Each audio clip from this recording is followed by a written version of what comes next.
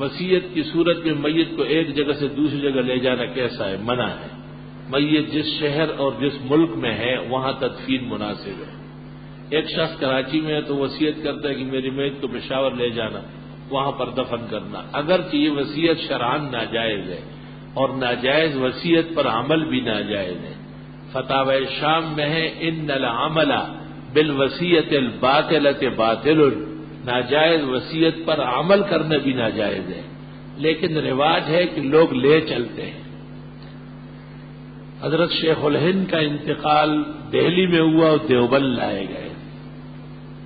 مولانا محمد یوسف کاندیلوی تبلیغی جماعت کے امیر دوم کا انتقال لاہور میں ہوا، دہلی لے جائے گئے۔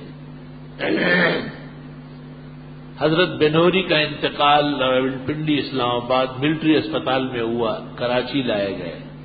حضرت مولانا مفتی محمود صاحب کا انتقال کراچی میں ہوا، ملتان اور وہاں سے ڈرسمل خان لے جائے گئے۔